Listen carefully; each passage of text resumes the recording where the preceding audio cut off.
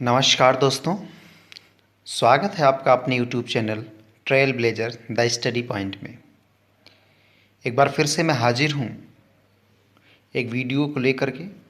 लेकिन आज का जो टॉपिक है वो थोड़ा सा डिफरेंट है। आज के टॉपिक में हम लोग जीएस के साइंस सेगमेंट में ब्लड पे कुछ डिस्कस करेंगे। ठीक है, जैसा कि थंबनेल पे भी दिख रहा होगा कि आखिर जो वेन्स हैं उसमें ब्लड ब्लू क्यों दिखता है, नीला क्यों दिखता है, जबकि उसका कलर जो है वो लाल बताया जाता है। दूसरा, यहाँ पे एक पॉइंट और लिखा हुआ है कि बॉम्बे ब्लड ग्रुप 5वां ब्लड ग्रुप है। तो ये क्या है, बॉम्बे ब्लड ग्रुप के बारे में भी थोड़ा सा हम लोग जानेंगे।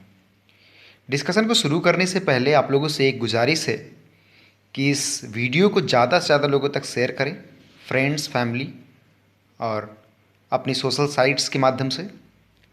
और जिन लोगों ने अब तक सब्सक्राइब नहीं किया वो लोग कृपया सब्सक्राइब भी कर लें और साथ ही बेल आइकन को भी क्लिक कर दें, जिससे आने वाली वीडियोस की नोटिफिकेशन आपको मिलती रहे। चलिए वीडियो को शुरू करते हैं।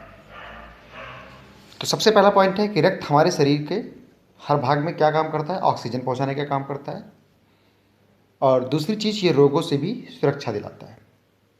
अगर तकनीकी रूप से रक्त जो है शरीर के सभी भागों में हृदय द्वारा पंप किया जाने वाला एक परिवहन तरल है, जिसके बाद प्रक्रिया दोहराने के लिए इसे हृदय में लौटाया जाता है। तो सिंपल सी चीज़ है कि हार्ट से पंप होकर ब्लड हर एक ऑर्गन्स में जाता है और वहाँ से वेन्स के माध्यम से वापस चला आता है। आर्टरीज जो होती हैं वो पहुँचाती हैं ऑर्गन्स में, शरीर के प्रत्येक बॉडी पार्ट्स में। आगे देखते हैं डिटेल में थोड़ा सा। रक्त जो होता है, जिसे खून कहा जाता है, ये लाल रंग का होता है और ये इसलिए लाल दिखता है क्योंकि इसमें क्या पाया जाता है, हीमोग्लोबिन। हीमोग्लोबिन नाम का एक पिगमेंट है, रंजक है, जो पाया जाता है इसमें। ये जो हीमोग्लोबिन है किससे बना होता है, तो आयरन से और प्रोटीन से, लोहा और प्रोटीन से मिलकर बना होता है।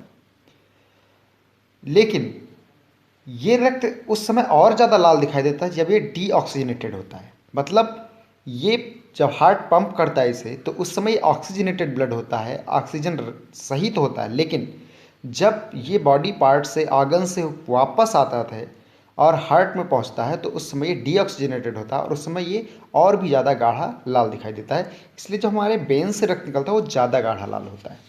ठीक है, परंतु एक जो सबसे खास बात है कि इसके बावजूद भी, चूँकि डीऑक्सीजनेटेड ब्लड है, उसके बावजूद भी क्या होता है कि जो नसें हैं उसमें जो ये रक्त है वो ब्लू कलर का दिखाई देता है, नीला दिखता है। अब ऐसा नीला क्यों होता है जबकि रक्त लाल होता है? तो इसके पीछे का कारण क्या है, ये हम लोग जानते हैं। तो इसका सबसे इंपॉर्टेंट कारण है ऑप्टिकल इल्यूजन। ऑप्टिकल इल्यूजन क्या है, फिजिक्स में पढ़ाया गया होगा। देख लेते हैं ऑप्टिकल इल्यूजन क्या है। लाल लाइट की अपेक्षा जो नीली लाइट है वो ऊतक में, यानी टिश्यूज़ में उतना प्रवेश नहीं कर पाती। मतलब सिंपल सी चीज़ है कि जो चीज़ें हमें दिखाई देती हैं, मतलब ये कि वो लाइट रिफ्लेक्ट होकर हमारी आइज़ तक आती हैं, वही लाइट हमें दिखाई देगी। यहाँ पे होता क्या है कि जो रेड लाइट होती है वो अंदर प्रवेश कर जाती है, जबकि ब्लू लाइट जो है वो उतनी गहराई तक प्रवेश नहीं कर पाती और रिफ्लेक्ट हो जाती है, वापस आती है। यही कारण है, यदि रक्त वाहिका पर्याप्त रूप से गहरी है तो आपकी आंखें लाल परावर्तित रक्त के आंशिक अवशोषण के कारण लाल परावर्तित प्रकाश की तुलना में अधिक नीली दिखाई देती है। मतलब ब्लू लाइट रिफ्लेक्ट होकर हमारी आइज तक आ जाती हैं ज़्यादा मात्रा में कंपेयर टू रेड। ठीक है, इस वजह से जो ब्लड जो वेन्स में ब्लड ट्रेवल कर रहा है वो हमें ब्लू कलर का वेन्स दिखाई देता है। अब सिंपल सी तरीके से ये देख लेते हैं, वही बातें यहाँ पे थोड़ा सा डिटेल में लिखी गई कि लाल रंग की तुलना में नीले रंग का प्रकाश की किरणें ऊतक को उतनी गहराई तक भेद नहीं पाती हैं और इसी कारण वो पहले से और ज़्यादा परावर्तित हो जाती हैं। दूसरी ओर लाल रंग की किरणों की बात करें तो लाल रंग की किरणें अंदर तक जाती हैं और कुछ हिस्सा बाहर परावर्तित होकर दिखाई पड़ता है। इसी कारण वाहिकाओं या नसों का रंग नीला दिखाई पड़ता है। आई होप आप लोगों को ये चीज़ें समझ में आई होंगी। पहले भी मैंने बताया कि डीऑक्सीजनेटेड ब्लड गहरे लाल रंग का होता है। अधिकांश नसें जो हैं वो डीऑक्सीजनेटेड रक्त लेकर जाती हैं। जो वेन्स होती हैं वो डीऑक्सीजनेटेड ट्रेवल कराती हैं, मतलब आर्गन से हार्ट तक, और जो ऑक्सीजनेटेड ब्लड होता है वो एरेटरीज के माध्यम से आपके आर्गन्स में पहुंचता है। ठीक है, सिराओं के माध्यम, एक मतलब ये कन्फ्यूजन थोड़ा सा हो सकता है, सिरा धमनी, इसलिए वेन्स एंड आर्टरीज याद रखिएगा।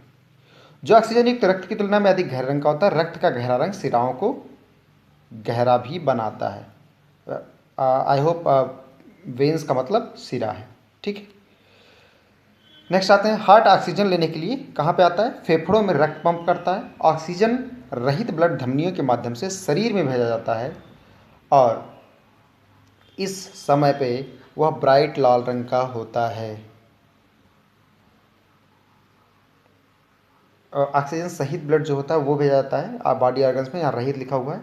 इस समय पे वो ब्राइट लाल रंग का होता है। फिर धमनियों से रक्त कोशिकाओं नामक छोटी रक्त वाहिकाओं से बहता है, जहाँ यह शरीर के ऊतकों को अपनी ऑक्सीजन देता है। अब रक्त में ऑक्सीजन क्षीण हो जाती है धीरे धीरे, और जैसे जैसे आपके मेटाबॉलिक एक्टिविटीज़ चलती हैं तो ऑक्सीजन की कमी हो जाती है, और इस समय यह गहरे लाल रंग का होता है, क्योंकि अब नसों के माध्यम से दिल में वापस लौटता है, आपके हार्ट में वापस आता है और फिर से पंप होने लगता है, ठीक है। तो ये चीज़ें आपको आई होप समझ में आया होगा, एक सर्कुलेटरी सिस्टम कैसे चल रहा है। आगे बढ़ते हैं तो ब्लड के बारे में थोड़ा सा देख लेते हैं। तो ब्लड एक लाल तरल पदार्थ है जो हमारे शरीर में संचारित होता है। ये लाल रंग का इसलिए होता है, जैसे मैंने पहले बताया कि इसमें हीमोग्लोबिन पाया जाता है। रक्त जो है एक कनेक्टिव टिश्यू, एक संयोजी ऊतक है, इसमें 4 चीज़ें पाई जाती हैं। क्या क्या होती है? प्लाज्मा होता है, लाल रक्त कोशिका या आरबीसीज होती हैं, काप्सल्स होते हैं, श्वेत रक्त कणिकाएँ या डब्ल्यूबीसीज होती हैं, और इसके अलावा प्लेटलेट्स होते हैं, ठीक है। प्लाज्मा के बारे में देखते हैं तो ये तरल द्रव्य होता है, इसमें फ्लूइड मैट्रिक्स भी कहते हैं जिसे।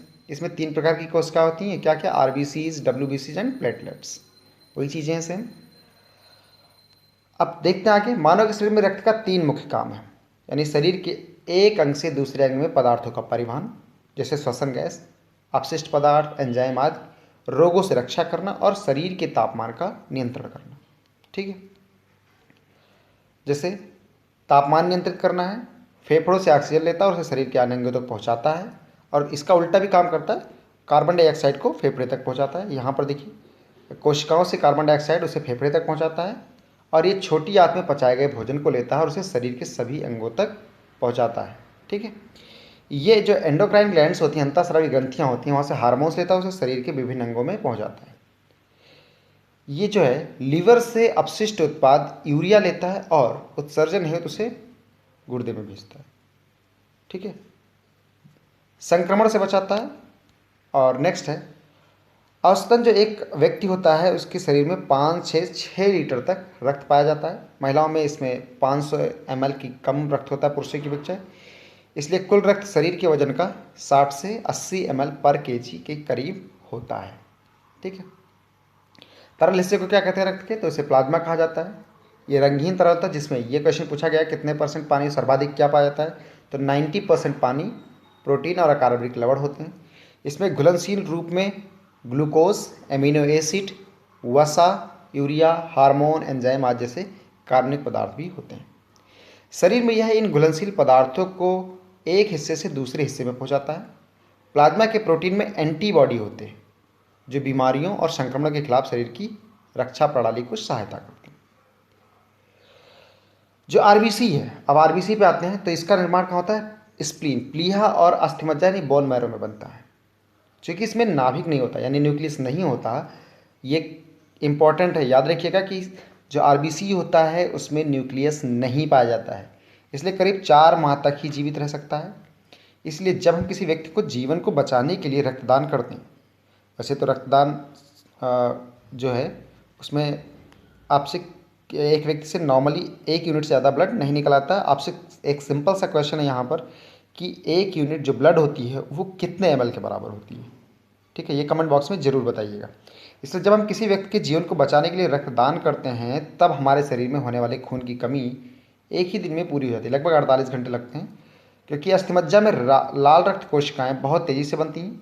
आरबीसी का जीवन जो है वो 100 से 120 दिनों का होता है। ये भी इम्पॉर्टेंट क्वेश्चन है कि जो आरबीसी है वो कितने दिन तक जीता है। इसे क्या कहते हैं? एरिथ्रोसाइट्स भी कहते हैं, ठीक है। डिस्क के आकार वाली ये कोशिकाएं मध्य में अवतल होती हैं। अवतल का मतलब एक डिस्क होता है, बीच में उसमें गड्ढे होते हैं, कुछ इस टाइप का, ठीक है।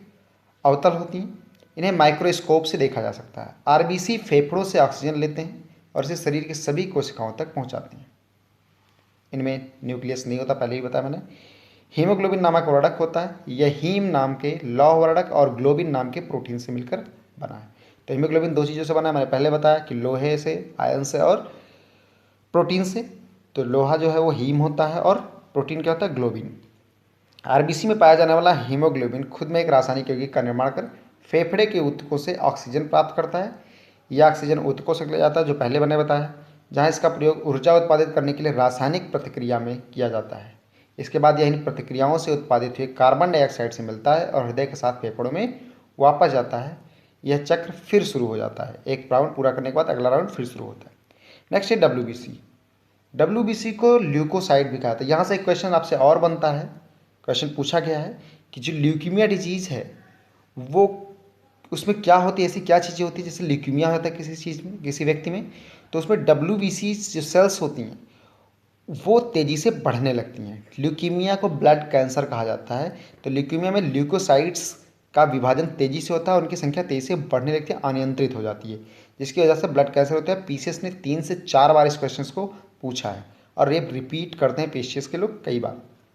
ये संक्रमण से लड़ते हैं। डब्ल्यूबीसी जो है ये आपके अंदर एंटीबॉडी भी जनरेट करता है और हमें बीमारियों से बचाते हैं, क्योंकि ये रोग के कारक कीटाणुओं को खा जाते हैं। इसी कारण इन्हें शरीर की रक्षा प्रणाली सैनिक या सोल्जर्स भी कहते हैं।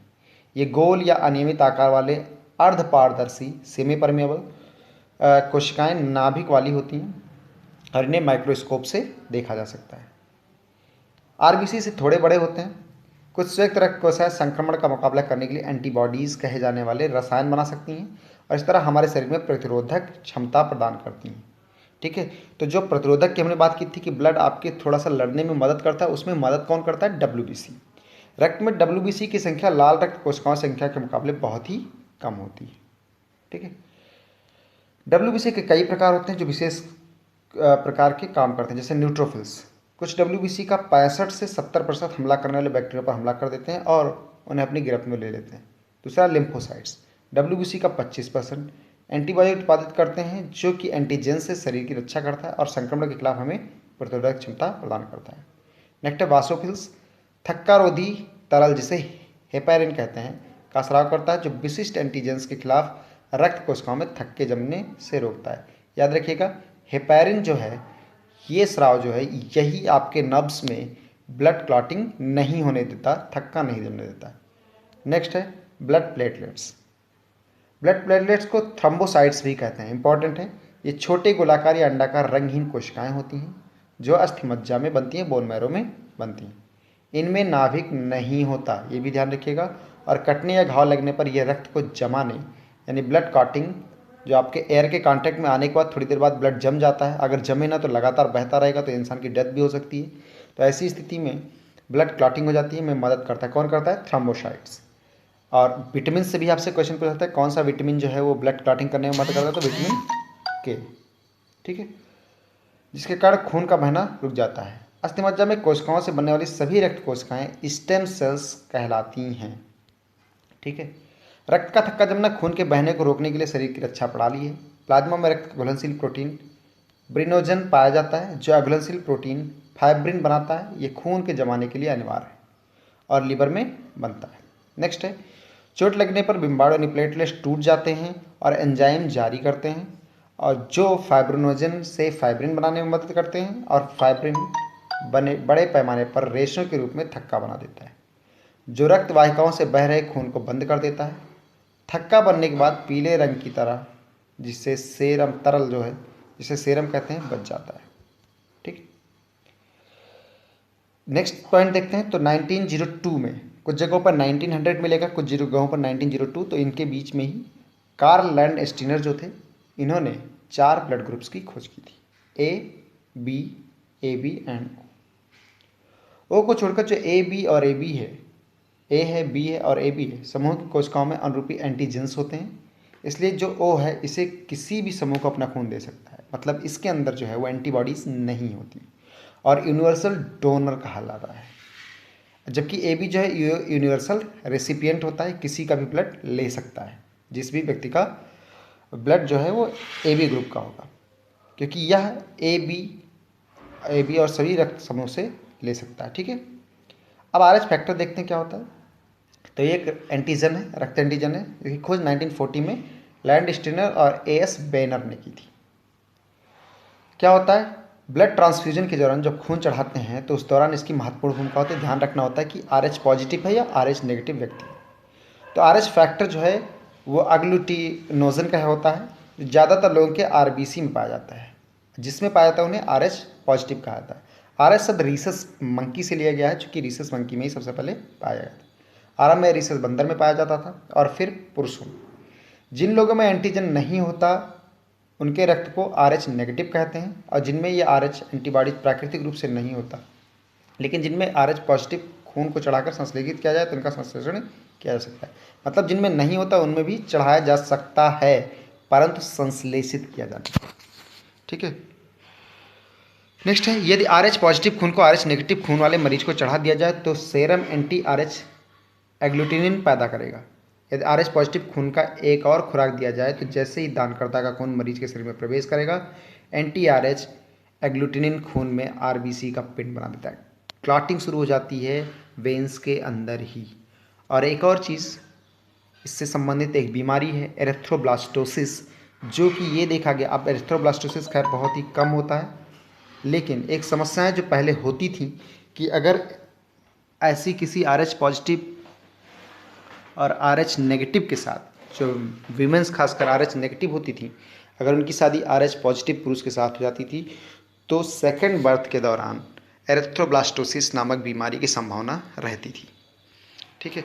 धमनी की दीवारों पर खून द्वारा डाला जाने वाला बल। अब आते हैं थोड़ा सा अलग से, ब्लड प्रेशर किसे कहते हैं। तो जो धमनियों की दीवारों पर ब्लड जो प्रेशर डालता है उसे को हम लोग कहते हैं ब्लड प्रेशर यानी रक्तचाप। प्रेशर रेंज का जो उच्चतम बिंदु है उसे सिस्टोलिक प्रेशर, और जो न्यूनतम बिंदु है उसे डायस्टोलिक प्रेशर कहते हैं। इसको मापता कौन है, तो स्फेग्नोमैनोमीटर से मापा जाता है। ठीक है। तो दो चीज़ें जानिएगा, जो हाई रेंज होती है ब्लड प्रेशर की उसे सिस्टोलिक प्रेशर, और जो लो रेंज होती है उसे बोलते हैं डायस्टोलिक प्रेशर, और जो मापते हैं उसको यंत्र को क्या बोलते हैं, स्फेग्नोमैनोमीटर। ठीक है। ये आप लोगों ने देखा होगा, हर एक डॉक्टर की लगभग क्लिनिक पर उपलब्ध है। डायस्टोलिक प्रेशर हमेशा सिस्टोलिक प्रेशर से कम होता है। ठीक है। जैसे एक स्वस्थ पुरुष का औसत जो सिस्टोलिक प्रेशर होता है वो 120 mmHg होता है। डायस्टोलिक प्रेशर जो होती है 80 mmHg होती है। मतलब सामान्य रक्तचाप क्या होता है, 120 से 80। उच्च रक्तचाप की स्थिति को बोलते हैं हाइपरटेंशन, और कम रक्तचाप की स्थिति को बोलते हैं हाइपोटेंशन। देखते हैं रक्त परिसंचरण प्रणाली यानी ब्लड सर्कुलेटरी सिस्टम। मनुष्य में मुख्य परिवहन प्रणाली होती है ये। इसमें रक्त ऑक्सीजन, पचाया हुआ भोजन, हार्मोन, एंजाइम आदि अन्य रसायनों को शरीर के सभी हिस्सों में पहुंचाते हैं, और कार्बन डाइऑक्साइड और यूरिया जैसे अन्य अपशिष्ट पदार्थों को प्राप्त कर वापस लाते हैं। ठीक है। सर्कुलेटरी सिस्टम में रक्त 3 प्रकार के रक्त वाहिकाओं में प्रवाहित होता है, धमनियाँ, नसें और केशिकाएं। रक्त वाहिकाएं मनुष्य के शरीर के सभी हिस्सों में मौजूद हैं, इसलिए रक्त शरीर के सभी हिस्सों में पहुंचता है। मनुष्य में परिवहन के लिए रक्त परिसंचरण प्रणाली में एक और प्रणाली होती है जिसे लिम्फेटिक सिस्टम या लसिका तंत्र कहा जाता है। लसिका एक तरल पदार्थ है जो लसिका प्रणाली में सामग्रियों का परिसंचरण और वहन करता है। इसलिए हम इन शब्दों के साथ अपनी बात खत्म कर सकते हैं कि मनुष्यों में खून और लसिका 2 तरल पदार्थों के माध्यम से अलग अलग प्रकार के पदार्थों का परिवहन होता है। ठीक है। नेक्स्ट जो इंपॉर्टेंट टॉपिक है यहाँ पे, बॉम्बे ब्लड ग्रुप। इसे rarest of the rare blood type कहा जाता है। विश्व में सिर्फ 0.0004% जो लोग हैं उनमें ये ब्लड ग्रुप पाया जाता है। इसे HH ब्लड टाइप भी कहते हैं, या बॉम्बे ब्लड टाइप कहा जाता है, या फिर रेयर ABO ग्रुप ब्लड, या डॉक्टर YM भेंडे ने 1952 में इसकी खोज की थी सबसे पहले। ठीक है। इसको बॉम्बे ब्लड इसलिए कहा था क्योंकि सबसे पहले ये बॉम्बे में कुछ लोगों में पाया गया था। इस ब्लड टाइप के भीतर पाई जाने वाली फिनोटाइप रिएक्शन, जो सिमिलर रिएक्शंस होती हैं, फिनोटाइप ना कि जेनेटिक, फिजिकली रूप से अगर कोई चीज़ दिखे सेम रिएक्शंस तो उसे फिनोटाइप कहा जाता है। अगर जीन में कोई सिमिलरिटी दिखे तो उसे जीनोटाइप बोला जाता है, जीन्स में। ठीक है। फिनोटाइप रिएक्शन के बाद ये पता चला कि इसमें एक H एंटीजन होता है। इससे पहले इसे कभी नहीं देखा गया। अधिक समझने के लिए इसकी लाल कोशिकाओं RBCs ABH एंटीजन होते हैं, उनकी सीरा में NTA, NTB और NTH होते हैं। NTH को ABO समूह में नहीं खोजा गया है, लेकिन प्री ट्रांसफ्यूजन टेस्ट में इसके बारे में पता चला है। यदि H एंटीजन ABO ब्लड समूह में बिल्डिंग ब्लॉक का काम करते हैं तो H एंटीजन की कमी बॉम्बे फेनोटाइप के रूप में जानी जाती है। बॉम्बे ब्लड वाला व्यक्ति किस किस को ब्लड दे सकता है? तो बॉम्बे ब्लड ग्रुप वाला व्यक्ति ABO ब्लड ग्रुप वाले को ब्लड दे सकता है, परंतु इनसे ब्लड ले नहीं सकता। यह सिर्फ अपने ही ब्लड ग्रुप यानी HS ब्लड टाइप वालों को ही ब्लड दे सकता है। कहाँ मिलता है? तो अक्सर देखा गया कि यह ब्लड ग्रुप जो है टाइप, इनको करीबी रिलेशंस में जो होते, जो एक जैसे किसी के बॉम्बे ब्लड ग्रुप है तो उनके माता पिता इन जैसे लोगों में पाया जाता है। तो बॉम्बे में इस फेनोटाइप को रखने वाले व्यक्ति मात्र 0.01% होंगे। अगर माता पिता का ब्लड बॉम्बे ब्लड टाइप है तो ऐसी संभावना है कि बच्चे का ब्लड ग्रुप भी HH होगा। और एक चीज़ और, सरकार इस पर खास निगरानी रखती है। जो मेडिकल स्टाफ्स हैं गवर्नमेंट के, वो लोग इनका रिकॉर्ड रखते हैं कि किन लोगों के बॉम्बे ब्लड ग्रुप पाए गए हैं, और रिवर्स ग्रुपिंग के माध्यम से इसका पता लगाया जाता है। तो ये इसलिए रखा जाता है क्योंकि आने वाले समय में अगर कोई दुर्घटनावश आवश्यकता पड़े ब्लड की, तो बॉम्बे ब्लड ग्रुप के लोगों के लिए विशेष फैसिलिटी उपलब्ध कराकर उन्हें बुलाया जा सके इस व्यक्ति को बचाने के लिए जिसको इसकी ज़रूरत है। आई होप आपको इसमें कुछ सीखने को मिला होगा। तो अगर वीडियो अच्छा लगा हो तो इसे लाइक करें, शेयर करें ज़्यादा से ज़्यादा लोगों तक, साथ ही सब्सक्राइब करें और बेल आइकन को ज़रूर प्रेस करें जिससे आने वाली वीडियोस की नोटिफिकेशन आपको मिलती रहे। साथ ही कमेंट बॉक्स में ज़रूर लिखें कि आपको ये वीडियो कैसा लगा। Thank you very much.